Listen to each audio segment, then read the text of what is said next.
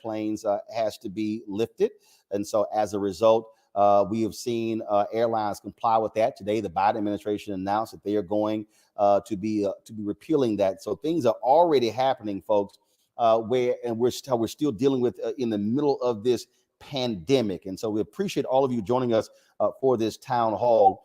This is a partnership between the Ad Council, COVID Collaborative, and Values Partnership. It's all about educating folks to be aware of still what is happening with COVID-19. We've got some great people lined up to share some wonderful information with you because, again, Kathy Hughes, the founder of WOL Radio, later Radio One, now Urban One, said information is power. And when you don't know, you don't know. And we are still seeing African Americans who are dying from COVID. We're still seeing people who are impacted, who are having long COVID, the impact of that. And so look, I dealt with COVID. I got it in December and don't want to get it again. And so the information is important. We appreciate all the folks who are watching Roland Martin Unfiltered who are still with us. Please share with your friends and others that this broadcast is live because we want to impact as many people as possible. I'm excited that we have with us Dr. Jamie Singleton, Chief of Pediatrics at Beaufort Jasper Hampton Comprehensive Health Services, joining us this evening. We're also joined by real parents to share their experiences navigating COVID and their children. Those folks include Joshua Dubois and Michelle Dubois, CEO and President of Values Partnership. They're going to be joined by other parents and friends as well. And so we want to get right to the conversation. We don't want to hold you long. We want to make it pop for you. And so let's welcome Dr. Jamie Singleton and Joshua and Michelle Dubois. Folks, how you doing? Hello, Roland. How are you? Hey, brother Roland. Good to see you. I'm doing good. It's always good to be with a fellow alpha man. So and if you're not an alpha, I'm sorry you couldn't get in. I'm sorry. All right, so let's start, Dr. Singleton. I want to start with you first. I opened up talking about how all of a sudden, boom, mask mandate. I flew today from Nashville. I spoke at Fisk University last night. People were in the airplanes, and we've seen the videos. People all excited, taking their mask off. Oh, don't have to wear it. I'm sitting here going, COVID's still real, y'all. Yeah, I'm doing the same thing too, Roland. I really am. It's scary in a sense that we are still living in this pandemic and we're still learning to deal with this virus. And yes, we're 2 years into it, but this virus is mutating and changing, and the variants, and they're coming so quickly. And we've got the spikes and the ebbs and the flows and the number of cases throughout the United States. And so, especially in close quarters, I think that we should still be doing our masks as much as we can. I know it's hard when you're in a public place and you see a lot of people take off their mask and you're like one of five who still have their mask on, but let me stop you right there, because when you have these people, you got Dr. Oz, who's running for Senate in Pennsylvania, who's saying masks don't work. Okay, there's somebody who's listening and they're saying that do masks work? Everything that I've seen, doctors I've talked to for the last 2 years said absolutely masks stop the transmission, especially the N95 mask, of particles coming out of your mouth. They do. They really do. And they work better if you're the sick person that has on the mask. For instance, if I have on a mask and I walk into a cloud of smoke, well, the smoke surrounds me. But if the smoke is coming out of my mouth and I have on the mask, then I'm not going to transmit as much of that smoke. And that's the idea behind it. The particles, if I have on the mask and I'm sick and I go achoo or I'm just talking, it's less likely going to spread to others around me. In just the opposite fashion, if everybody else is sick and I just happen to have on a mask, I'm still sitting in this mist of particles and illness, hoping that my mask works enough. But masks do work. Long story short, they do work. You should use them. And the reason I find this to be quite fascinating is that the number of people who have talked about not having the flu, not having allergies, all of these things that we've been used to, because we literally changed how we were living in terms of washing hands, using sanitizer, wearing masks. So for the folks who act as if, these things are just driving us crazy. No, it's literally has changed our health conditions. It really has. I don't see half as many sick children as I used to. I almost forgot how to treat a cold because no one got sick, especially 2020 and 2021. No one got sick. And when they went back to school, they had masks, or most of them had on masks, or there was some. The reason I'm laughing, I got hit with allergies last week, and I was like, "Damn, where'd that come from?" And y'all was like, I was like, forgot what it was like to have a cold. Yes. I was like, "Where's my Zyrtec?" I literally forgot what to do. I'm looking for my Vaccinase, and I'm going because I literally haven't had to use it since 2019. Correct. And that's where we are. We know that mask works just by looking at the other illnesses that we don't see a lot of. Common cold, strep, flu. I honestly, and I know some of my partners have, but I honestly have not treated a case of flu this year. I haven't. And that's just because the children are not as sick.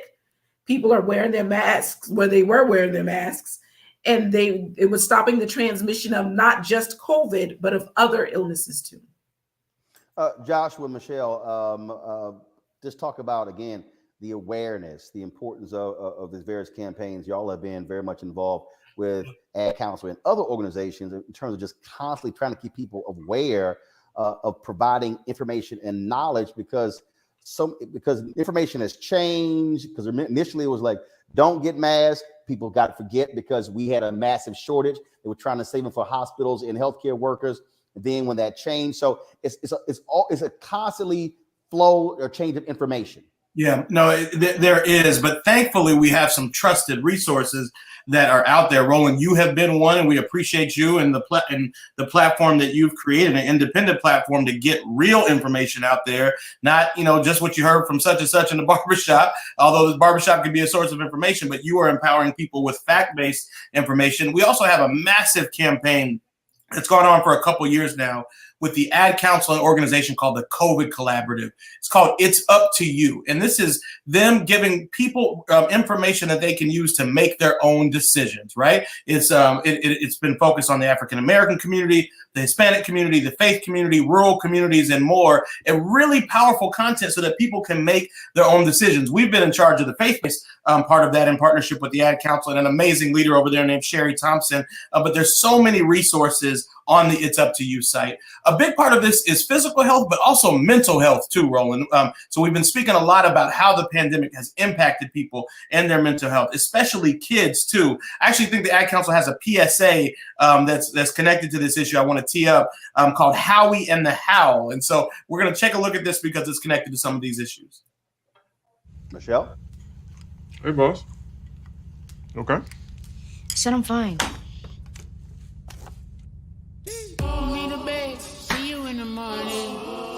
With the first did Superman, but it wasn't on it. And we lost it. In my head, in my head, in my head. We were underlay in my head. Hey, son. Hey, Bob. You know you can talk to me. Yeah.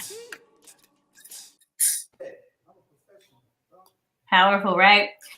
And as Joshua said, we've been so proud to work with the Ad Council. And we know that mental health is really important focus for parents as well during this time, right? We're proud to have worked with the Ad Council and on a number of campaigns, including some for children and teens.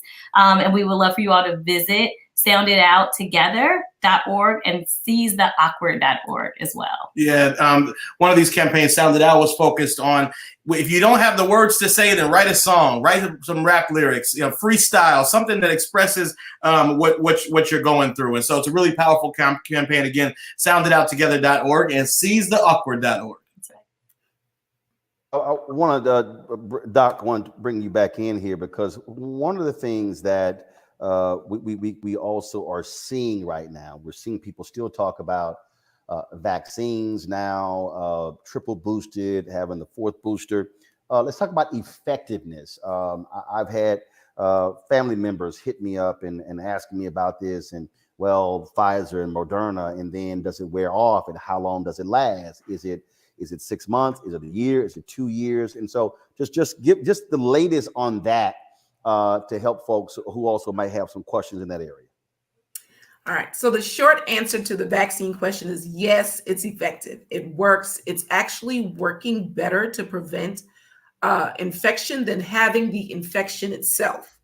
So even if you have had the COVID virus disease, you still want to get the vaccine because it works better to prevent. It's actually been working against the variants. It works. That's the short answer. So the structure and the timing of it changes. And I like to remind people that we are battling a disease and learning about it at the same time, unfortunately. And so remember, the science is going to change because as we learn new things, as you know better, you do better. So as we learn new things, we will change things up. And so the Moderna and the Pfizer vaccine are a 2-shot series, and then they've added boosters. Now, if you're immunocompromised, it's a 3-shot series. And then there's a first booster for that. And that's a little different. So if you have issues with your immune system, you're maybe in cancer treatment, you should get 3 shots. Everybody else will get 2 shots. And right now we've only got vaccine from ages 5 and up. So perfect example. So I got my 2 shots. I got COVID in December. I probably got it when I was in Hawaii on vacation because I landed on a Monday morning, flew to Atlanta that evening. I didn't have my first symptoms of a scratchy throat. That Wednesday night, we had an event with Coca-Cola around the Celebration Bowl about 9:15, and then got back to the Airbnb. I had chills for the next 2 days. But I tested negative and tested positive until that Saturday, and then came home in quarantine. So, but I got the, what the hell y'all call it? Mononuclear, I just call it the nuclear potion. So I got that. So I couldn't get a booster for 90 days. So the question is, do I need to have a third shot? The third booster, yes. Okay. Right now, there's two boosters. There's the third booster that everybody should get ages 12 and up. Okay. And then there's the fourth booster that's only being recommended now for those who are ages 50 and up, or if you are immunocompromised. So the third booster. So you saying I got to get a third and a fourth? Right. Well, dang, not all these shots. Give me my shots, man. I want all my shots. You can give me 4th, 5th, 6th, 7th, 8th, whatever you want to give me. The fourth booster, I'm saying talk to your physician about it. If you are right now, most of the country, we're at a low in the numbers of new cases, which is great, which is awesome. I know some states are going up. So if you are in a place where it's going up now, this might be a great time for you to get your 4th dose. However, if you're in a place where you are kind of low and things are good and the numbers are okay, then you may want to wait, because we know that all boosters have been shown to increase the number of circulating antibodies. So what does that mean? That means the things that fight infection, as soon as I get my booster, in about 2 weeks, they're up and they're running and they're ready to fight infection in my body. We want them there, but we also know why we need the boosters is as the time goes on, they start to slowly decrease. Yes, it's still effective, and the rate of hospitalizations and death did not change, even though the antibodies were decreasing, which was a good thing. That meant that the vaccine was stopping hospitalizations and it was stopping death, even though the circulating antibodies was decreasing. So 4th dose, I'd say that's right now, that's a personal thing. You should talk with your doctor, but definitely get your 3rd dose. A little bit earlier, Joshua mentioned this, and I want you to speak about this, and I want to ask him and Michelle about how they've had to deal with this with their kids, and that is, he mentioned the mental aspect. Yeah. My wife and I, we had 2 of my twin nieces living with us last couple of years, and now back in Texas. And the reality is they were dealing with the depression of COVID. The Surgeon General has talked about the mental impact of COVID on young children and teenagers. The markers in life that people we're used to: prom, graduation, junior prom, all the other different events, sporting events, homecoming games, all of these things. So all of these life markers, you got, 2 or 3 years of students who frankly don't have those experiences. And a lot of folks have been handling it in different ways, and it's been very tough on this generation. What must parents and aunts and uncles and others, what must we be doing to be sympathetic to what they have been going through, just to say, hey, toughen it up, it happens? Yeah. That doesn't cut. Yeah, no, it's a great question, Michelle. I love your thoughts too. I think, a couple things that we've tried to do, and our kids absolutely hit that Zoom fatigue wall. I mean, you could see it on their faces. It was really having a toll on them, and they're now 6, 4, and 2. So to see young kids that are just, kind of overwhelmed by the pandemic and by Zoom was tough. Did a few things, man. Oxygen therapy. We went outside a whole lot more. We played outside. Everybody's got an outside, and everybody may not have access to any particular thing, but we all have an outside role. And I know you golf, and other people may play basketball or go in the woods and hike or whatever the case may be. And so we really doubled down on getting the kids outside and spending time stretching their bodies and stretching their minds through outside play. So that was a big thing. What else? Yeah, absolutely. Outside play was huge for us. We also did 2 other things. One, we gave them space to talk about the things that they missed and the things that made them sad. And we didn't necessarily have an attitude of, toughen up and just, kind of get through this. It was a new awakening for us. We always have thought of ourselves as parents that tried to create space for our kids to be healthy and balanced, but we were hyper aware of how healthy and balanced they needed to be in the space that they needed to have those conversations and to simply share, and to know that a 6-year-old and a 4-year-old are not going to share in ways that are going to be, on the level that an adult can share their feelings. I think for us, it also reflected back on us to make sure that we were healthy, that we were, as parents, making sure that we were still connecting, taking breaks, and being honest with ourselves about what we were feeling, the fatigue that we were having, so we could show up best for them. And then the last thing was we gave them space to take breaks. And so it was really good. Their school has been phenomenal about making sure that they had very, rigorous curriculum while they were still at home, but they also created space to say, you don't have to give us an explanation. If your child needs a break today from Zoom, you just email us and say, we're taking a break today, right? And so that was really helpful too, to take the pressure off of parents. Yeah, one more thing I would just throw in, there's an ethic in the church, praise God anyhow, even when things are tough. For us, it was celebrate anyhow. So if my younger sister wasn't able to go to her graduation from Spelman, but we were going to we celebrated her on Zoom no matter what. Even if it's a couple of years later, if you missed something 2 years ago, it is not too late to celebrate people. And so we just encourage, you to make space for celebration, for acknowledgement, for those moments that were missed. Doc, again, speak to that from a practitioner standpoint. What have you seen? Have you had parents come in and talk about how they're having to deal with their children? And I had somebody in our YouTube chat room who said, depression, SMH. No, seriously, I'm telling you, we literally witnessed it in our nieces. It was real. Being home every single day. A lot of people forget that that's a part of the culture of also growing up is having friends and seeing them at school, and also being away from parents. Now, all of a sudden, you literally are around your parents 24/7. If you did not love your wife or your husband, COVID exposed all of that. And if you really didn't enjoy your kids, COVID also exposed that.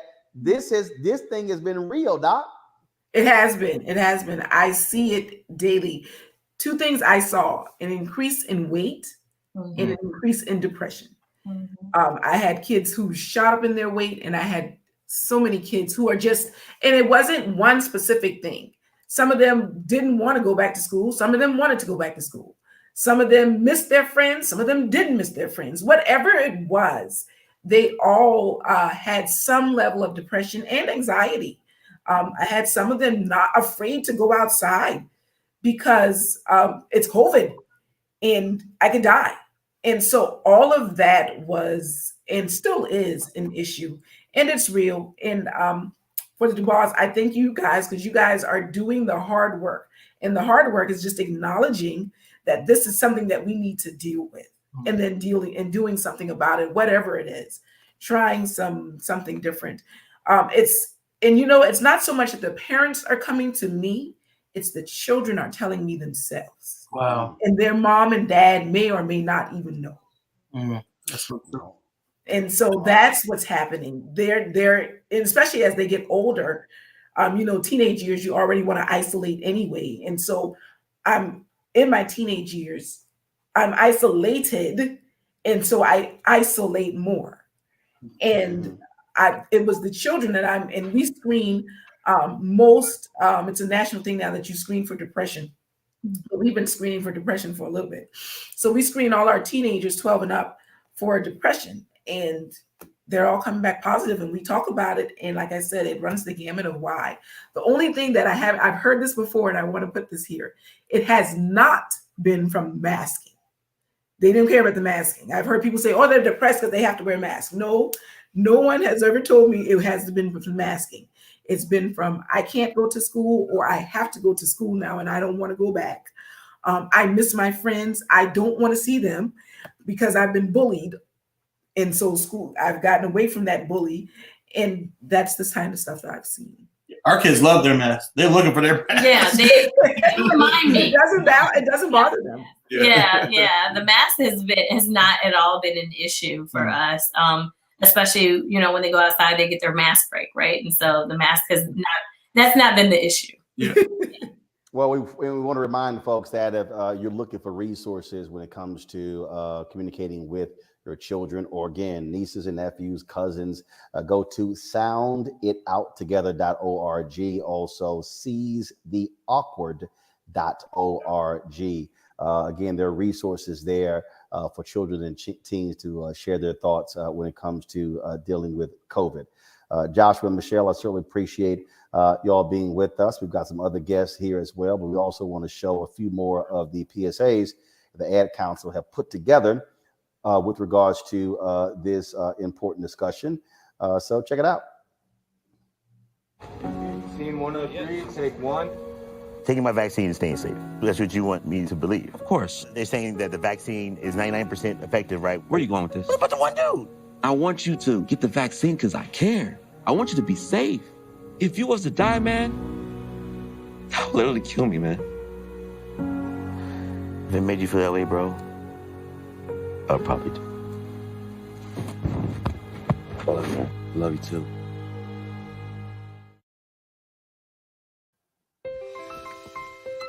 All right, let's try this. COVID has been a really long fight, and it's been especially tough on kids. It's been a rough transition for all of us. Right now, as a father, I want to give the best tools to protect my kids. So what can we do to get back to that sense of normalcy? Every day, parents ask me if their child 5 and above should get vaccinated. The answer is absolutely yes. My own sons, who are 6 and 8 years old, had their COVID vaccine. It's an added layer of protection to keep kids from getting any type of severe illness or complications from a COVID infection. A lot of parents are also wondering if the vaccines are safe. Yes, it's safe and effective for children. Definitely safer than a COVID infection. Children get a smaller dosage than adults do. So if you have questions or concerns about the vaccine, that's okay. We're here to help. We have the tools we need to protect kids and help them stay healthy and all get through this together.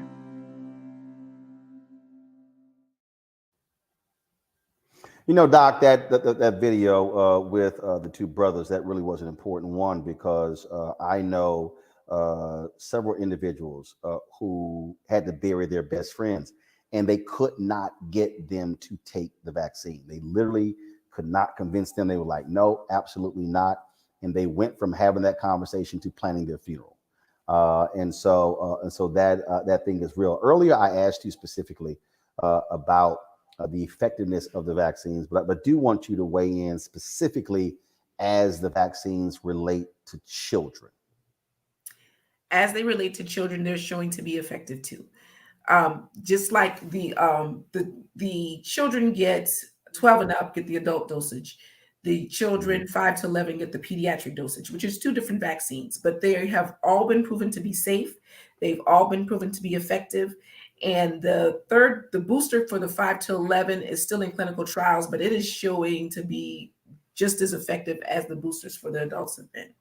So it is definitely much, much, much safer than getting the disease itself. And again, it works better from protecting you from COVID against future COVID infection by getting the vaccine. It's definitely something I recommend all day, every day. All right, then. Of course, Joshua as well as Michelle are still with us. We want to welcome some additional guests here, Kelly and Melissa Smith, also Richard Fortjor. Richard, is that correct? Fortjor? And Skylar Whitehurst. I just want to make sure I pronounce that correct. Skylar Fortjor. Right. And Roland, two more good Alpha brothers, by the way. I needed you to know that. Okay. See, I mean, all I'm saying is it's a 16. Glad to have all of y'all here. Kelly, Melissa, share your thoughts as it relates to decision making when it came to protecting your children. Sure. Good to be with you. So we have 2 kids, a 5-year-old and a 3-year-old. And I guess to put it in context, we would maybe tell you a little bit about our mindset about vaccinations pre-pandemic. So pre-pandemic, we, are pro-vaccination. We always have been. But we've always felt like we needed to do things in a discretionary manner that made us feel comfortable. So for instance, when our kids were, newborns or, year 1 of life, according to the CDC, there's like lots of vaccinations they get in that first year. And in some doctor's visits, it can be like multiple vaccinations. Well, we all thought that those vaccinations were important, but we intentionally spaced them out for our kids because that made us feel better. So instead of getting like 4 vaccinations in one doctor's visit, we'd get 2 on that visit and then come back a month later and get the other 2. So that, we did things like that just made us feel more comfortable. So then when the pandemic happened, we kind of had a 2-pronged approach to things. As it pertained to vaccinating ourselves, Kelly and I were very much like, get me first in line. We were very adamant about getting it as soon as we could. When it came to our 5-year-old, and she was newly 5 when the vaccine was approved for her, we took a little bit of a pause to make sure we were making the right decision for her. Her risk profile was different than ours, right? Children generally have been shown to be more resilient against COVID. So it was like, okay, what are the pros and cons here for her, right? And once we educated ourselves about it, we had conversations with our pediatrician, we decided that it was the right move to go ahead and get her vaccinated. And once we made that decision, we did not delay. And I think we really put it in the broader context of what does this mean for her, right? Like her ability to engage with her friends in ways that she might not have been as comfortable, or we may not have been as comfortable with before the vaccine. We both have 92-year-old grandparents and their great grandparents. Actually, my grandmother's in Nashville. And we really wanted them to be able to have those kind of connections and have those moments, while, a lot of those things are fleeting. So that's really the context that we set when we said it was the right time for our 5-year-old to get the vaccine. Skylar and Richard, did you have any apprehensions, concerns when you had to make your decisions? Well, our children are younger. They are only 3 and 1. So, both fortunately and unfortunately, we kind of have the gift of continuing to see how things panned out. But a lot like Kelly and Melissa, we did not hesitate to get vaccinated ourselves. We both work in pretty high transmissible industries. I'm a hairstylist and Richard is a dentist. So we had to hit the ground running before the world opened up, back being one-on-one, face-to-face with patients and clients. So that's kind of helped us shape our approach to the way we manage our kids and protecting them, while also just having not too much anxiety about it and remaining open to the ever-changing landscape of COVID. Yeah, I mean, our kids, our 3-year-old is in a program where they tested, almost every day, it felt like. I mean, it's almost definitely every week. One thing that we've noticed is that, kids are really resilient, right? Our 3-year-old doesn't care much about what's going on in the world. She wants to play. When she sees people, she wants to run up to them. So, for us, the decision when the time comes is kind of a no-brainer. We have to kind of let kids be kids. And if there's something out there that's going to allow that, we're 100% for it. Then, that is Joshua and Michelle. A lot of parents have had to make these decisions in so many different ways, but they also had to factor in the fact that they had children who are around grandparents, and dealing with that as well. And so, for the both of you, did you sort of have, were you factoring some of that in as well in terms of, okay, what is the impact of our kids being around other family members? And also, you don't control the decisions of other parents. And so were y'all also being proactive and saying, we need to know what decision y'all made, which will determine whether or not our kids can even be around your kids? That's exactly right. Yeah, the grandparent piece was a big part of it for us. Michelle's mom lived with us part-time and still is here a lot. They're around my parents a fair amount, and even my grandparents or their great-grandparents. It enabled them to connect there. That said, we kind of pumped the brakes a little bit at first and really, had some open questions. Is this the right thing? And what does the data say? I think the thing that did it for us was we know a lot of parents, a lot of kids. We did not know anyone, we know the rates of side effects are low overall. And we didn't know anyone that was impacted by significant side effects in terms of the vaccine. But we did know kids who were significantly impacted by COVID, and certainly parents and adults who were as well. And so just kind of weighing the two, it's not a decision in a vacuum. COVID is real and it's out there. That doesn't mean we have to be, live in fear, but we compared outcomes of vaccination versus outcomes of COVID-19. If our kids, if our 6-year-old were to contract the virus, and decided that it was the right move for him to get vaccinated. Absolutely. Like Joshua said, my mom was living here. She had just turned 75, and we also had a newborn at the top of COVID. Yeah. And so we were very mindful of how do we keep everybody safe. And so as Melissa and Kelly outlined, like our context for this was we were clear about we wanted to vaccinate ourselves as soon as a vaccine was available. Just given how deadly the initial COVID-19 was, right? We were watching CNN every day, MSNBC, and watching the toll, right? I was watching Roland Martin. We were watching Roland too. Absolutely.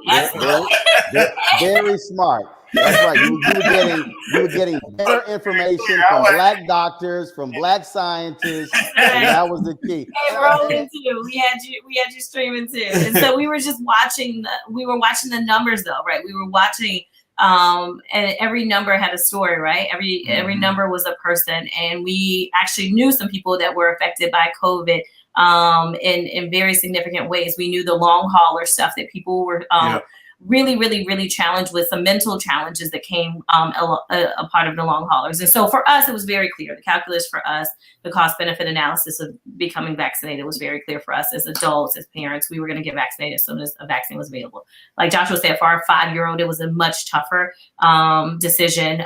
And so lots of factors went into it. And surprisingly, one thing that we didn't consider that would be a part of our factor or our decision was his opinion, right? Like, I mean, it just didn't cross our minds, but his school had a vaccine program that they operated while we were out of town, and he wasn't able to participate, but a lot of his friends did. And he saw that a lot more of them were able to interact. Their parents are a little more lenient with masks and things like that. And so he was very much lobbying for us to consider the vaccine. And so, of course, we talked to him, we talked to his pediatrician, and we decided to allow him to become vaccinated. And so, he asked for it. He asked for it. He asked for it because his friends had it. Because his friends had it. And of course, that's not the only reason, but that was a factor. And it was a factor that we, at the top of our decision-making process, would have never thought would have been one of the factors, which was him really lobbying for becoming vaccinated because he wanted to be able to re-engage with his friends in more close contact.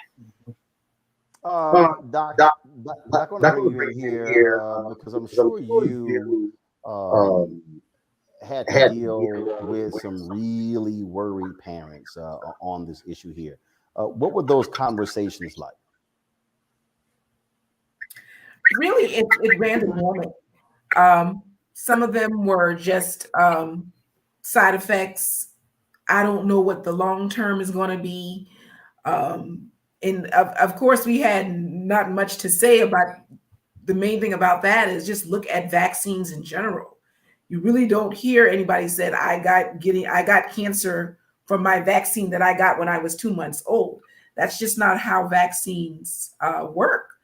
And with the COVID vaccine, the only new part of the engineering, and I'll put new in quotation marks because that part of the engineering has been around for many times.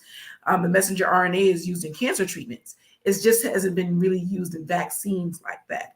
But that's the only new part of it. The other parts of the vaccine, the salts, the lipids, the carbohydrates, sugar, it's all part of other vaccines. And so that was that answers to side effects is like, it's unlikely, nothing's 100%, but it's very unlikely given what we know to be true about the other vaccines and what we know to be true about messenger RNA. Again, it's been used in other areas of medicine for decades now.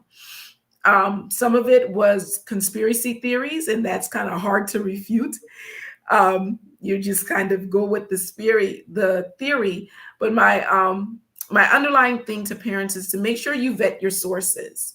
I've had parents come in and tell me things, and then they've said, I got this from this blog I read online, or I got this from my cousin down the street.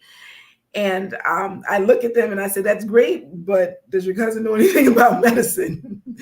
So just when you're making these decisions, and they are hard, and we understand that, again, we're fighting a virus and learning about it at the same time. So we understand their apprehension about things are changing, but that's a good thing. Science should change. We can't stay the same.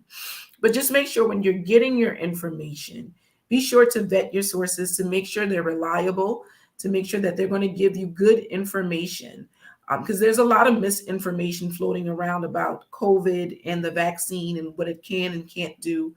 And children do get sick. Children are hospitalized. Yes, they're not hospitalized at the rate that older adults are, but they're hospitalized. They can get very sick illnesses, MSC, multi-inflammatory, systemic in children. I think I said it correctly, but it's just basically they get inflammation in all parts of all of their body organs. And so that puts them in the hospitals, you can imagine. Of course, there's death, but also they are getting long-term COVID side effects too. They are dealing with fatigue 3, 4, 5 months out of having recovered from the virus. So all of these things are still possible. And we just haven't seen that with the vaccine. We've seen it with the disease, but we have not seen it with the vaccine. So long story short, get the vaccine. It's proven to be safe and effective. It works in children, it works in adults, and it is keeping everyone out of the hospital, and it is preventing death. And that is our main goal, is to prevent morbidity and mortality. So please, please, please get your vaccines.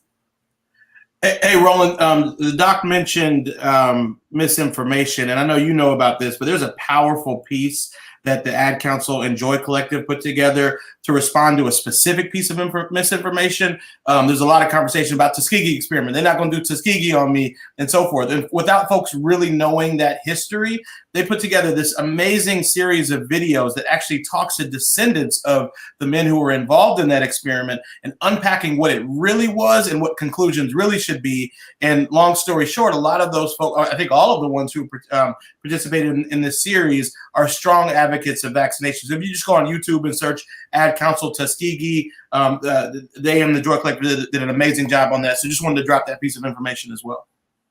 Well, I sit here and look at some of these people here. Like I've got a bunch of these crazies mad because today, when I was flying, I still wore my goggles and I was double masked. And people like, oh my God, it's about freedom.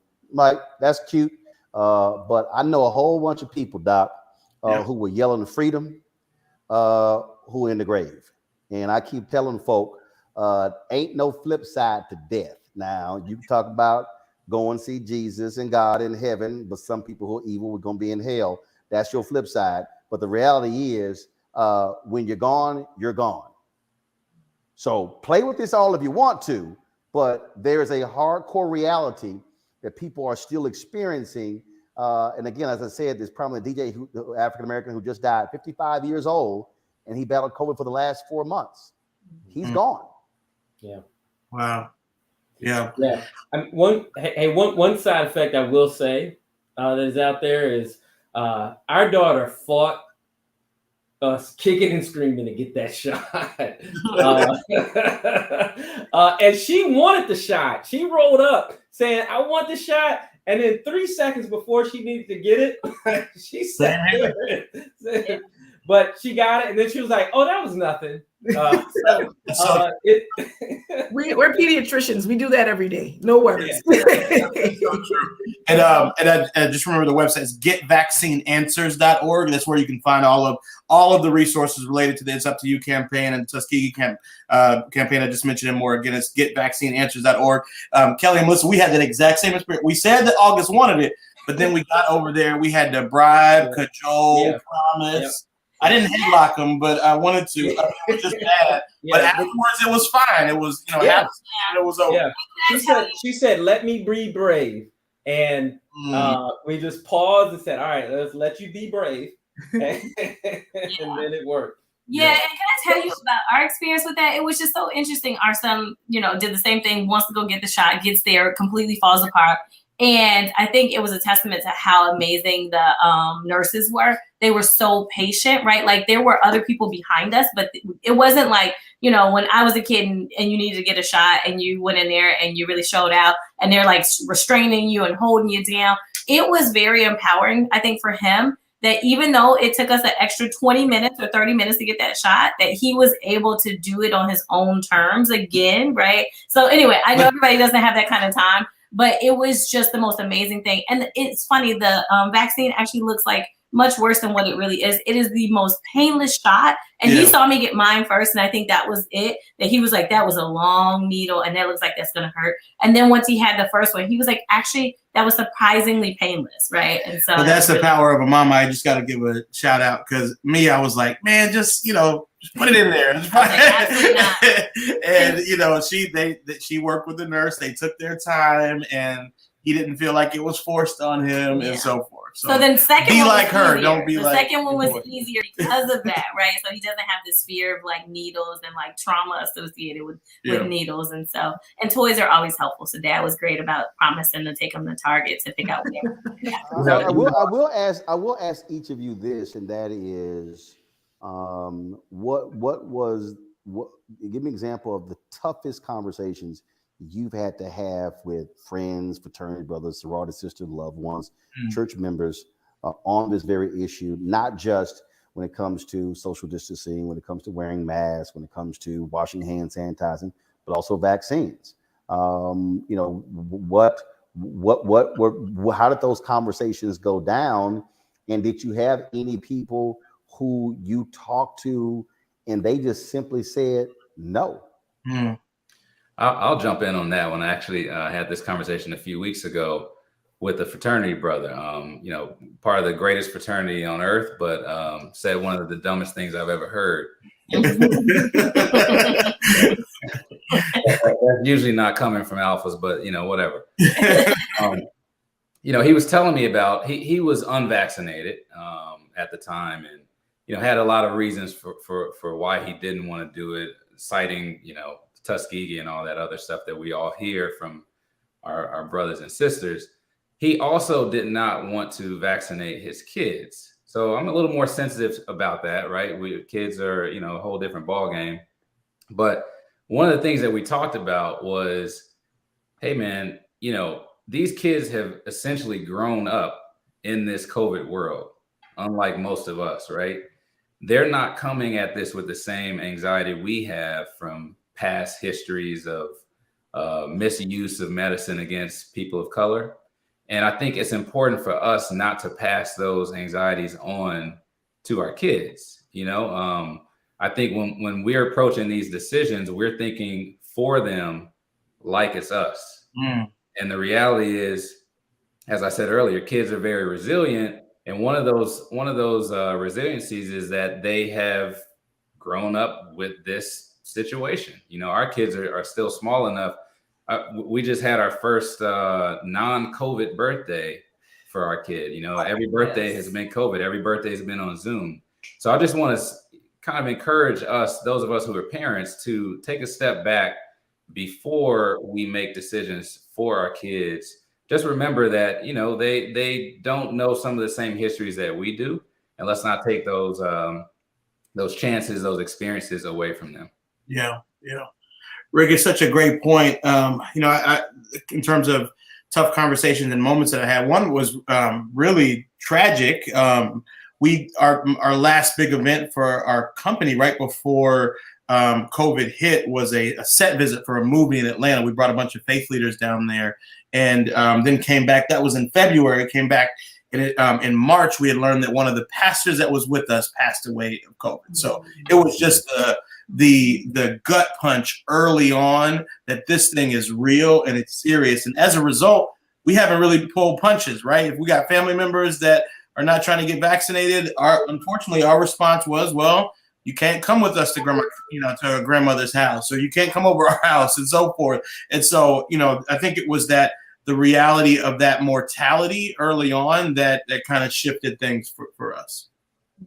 Absolutely. I think our family knew early on that like we were very, very, very rigid about like social distancing, and especially, you know, in February, March of 2020, before other folks were necessarily there. And so we kind of ripped the Band-Aid off early. And so people kind of knew like they may be a little more challenging to interact with. But I think as the world started to open back up and vaccines were becoming available, I think it was really tough for some family members to like know that the line was still there, right? And now the line is, you know, before it was like very little to no interaction, and now the line is we'll interact, but you have to be vaccinated. And so I think there were some tough conversations, but I think people kind of knew that they were coming. They were not tough conversations for us. It was very simple. You can't come around. Yeah. I mean, I wasn't. I mean, we were not about to sit here, and in fact, you know, I think one of my sisters was hesitant, which I didn't understand that, considering all the damn health issues she got. But we were having a family get together, and we said, "You can't come around, period. Yeah, unless you get vaccinated." Oh, she got vaccinated, but we were dead serious. There was no debate. There was no conversation. There was no cajoling. It was real simple. If you think you're going to come around the family, then you need to be vaccinated. In fact, I lost two aunts last year, and it wasn't the COVID. One was 81, one was 80. My mom's two older sisters, and they died within about 4 months of each other. But what's very interesting is that when we had the repast for one of my aunts, my mom said, "Hey, these tables are not spaced properly." So literally, that was the family had the repast after the funeral. She said, no. Our family, she's like, me and my kids and my husband, we gonna have a separate repast. Y'all ain't got enough social distancing. And so mama wasn't playing because, you know, daddy is 75 next week. She's 75 in November. they were slicing, dicing everybody. Mm-hmm. They wouldn't even know they were more hardcore than me. Yeah. No, that's so true, Roland. We had experience with a wedding like that too, where it was like, y'all can do what you want to, but we're going to distance. We're going to have our masks on. You know, it doesn't mean we're going to stop our lives, but it's definitely something we're going to take into account wherever we go. Yeah. Absolutely. Dr. Singleton, I want to ask you this because it's been very interesting the number of doctors who don't want to get vaccinated. And y'all have been fighting in the medical profession, folks who've been resistant. You've had hospitals who've had to actually fire doctors and workers who did not want to get vaccinated, who were talking against masks as well. What has that been like dealing with your own colleagues who are supposedly the experts we turn to in situations like this? Well, for me at my organization, we've actually been doing very well.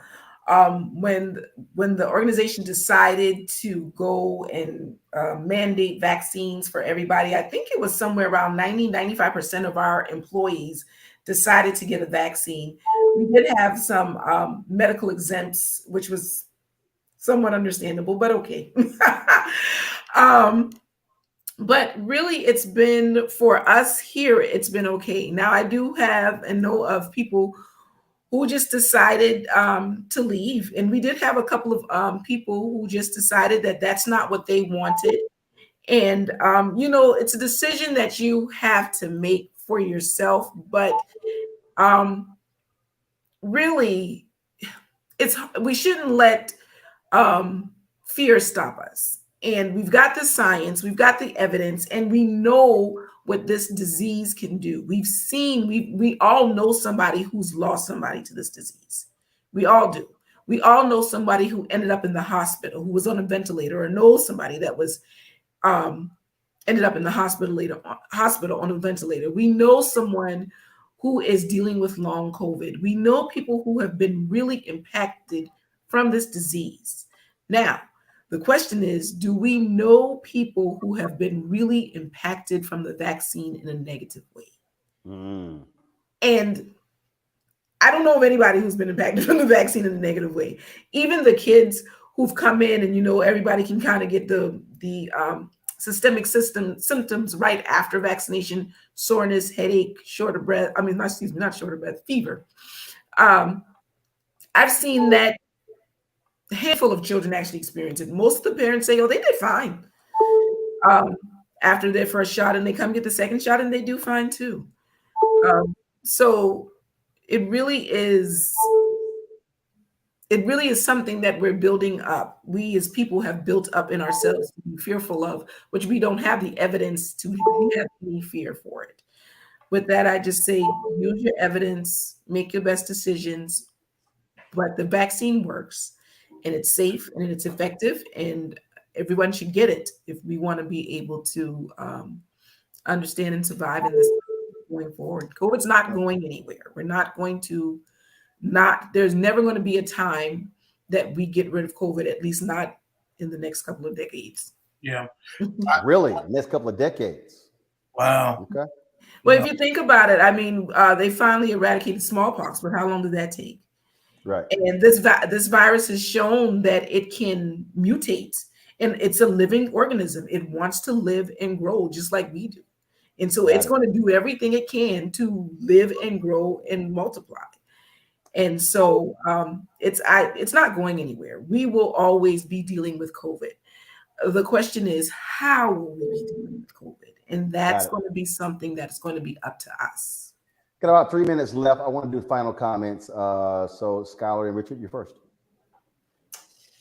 Wow.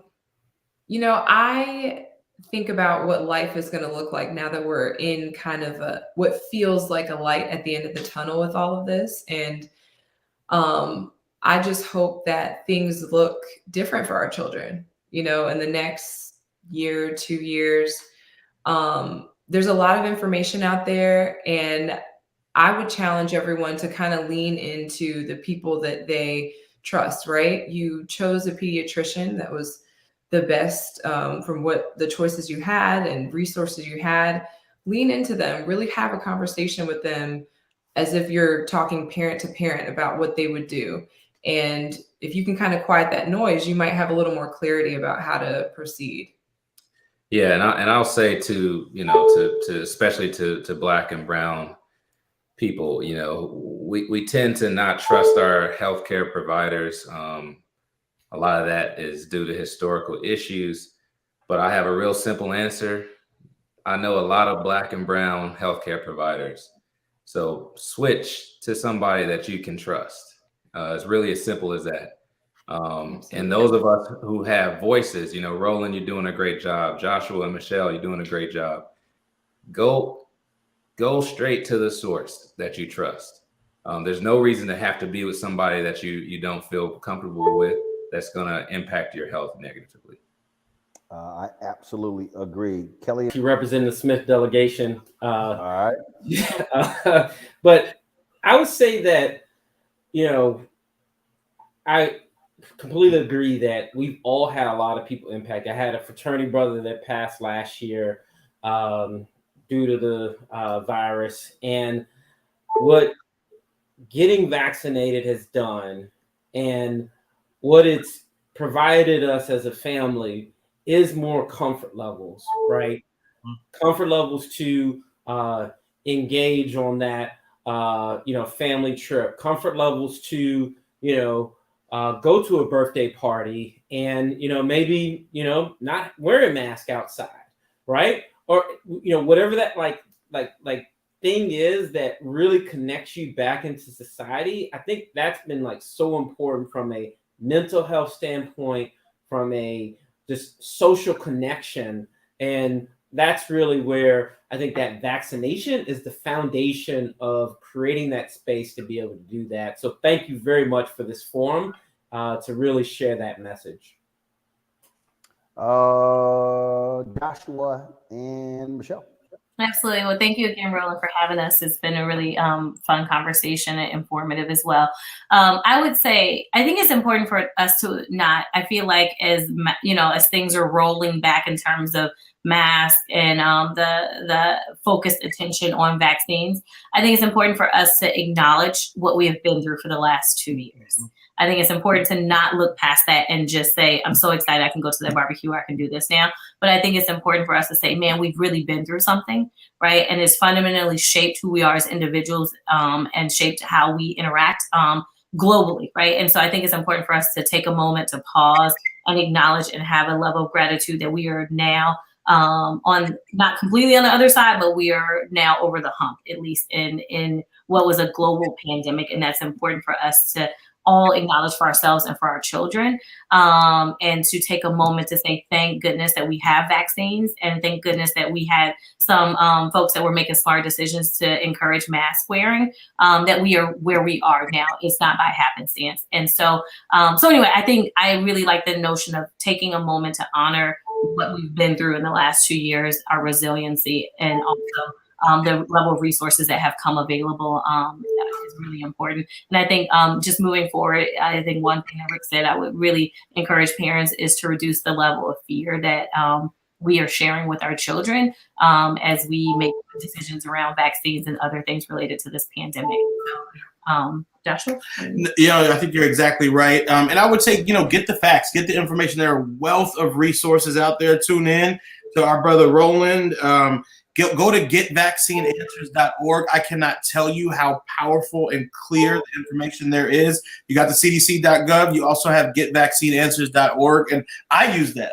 When I get a video clip, I share it with our family. I send it on a text chain. You know, I engage with the content so that if I'm in the barbershop and somebody's saying something crazy, I can say, well, no, here are the facts, or here's a video about the Tuskegee experiment, and so forth. And so, you know, definitely a key takeaway for me is make sure you're visiting getvaccineanswers.org and empowering people with information to make their own decisions. Dr. Singleton, your final comments. Again, I want to say thank you for having me too. And I'm just going to reiterate what everyone just said plainly and simply, and just say, get the vaccine. It works. It's safe. It is effective.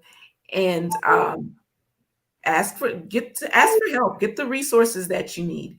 Are your pediatricians, your providers, your nurse practitioners, whoever you see, we want to answer your questions. We really do. We get excited when we get questions because we like, oh, they're engaged and they want to know the truth. And so please ask us, set up an appointment, go see them, and let them answer your questions. We're not here to mislead you. We just want what you want, which is the best for your children. That's why we went into this profession, because we want what you want, the best for all children. So please, if you have questions, come to us. Please do your research if you want to. Get vaccineanswers.org and the cdc.gov are great resources. Use them as much as you can. And, get vaccinated. Get vaccinated. Not just the COVID vaccine, all vaccines. Get vaccinated. Amen. That's the pediatric plug right there. Get vaccinated. So it's really interesting listening to some people. I guess some conservative was upset with my post earlier today when I said that I was double masked, and they're like, "Oh, you're wearing a cloth mask." Actually, the top was not a cloth mask; it's actually from space mask. Underneath is the N95. It's actually covering my face, and so don't understand. This ain't my first rodeo. But somebody made this comment. They said, "This is ridiculous. This is not about you." Actually, it is. See, if I'm wearing a mask, if I'm social distancing, it is about me and my wife and my parents and my brother and my 3 sisters and my 13 nieces and church members and fraternity members and other people, my work, people who work for me on my show. So actually, it is about me.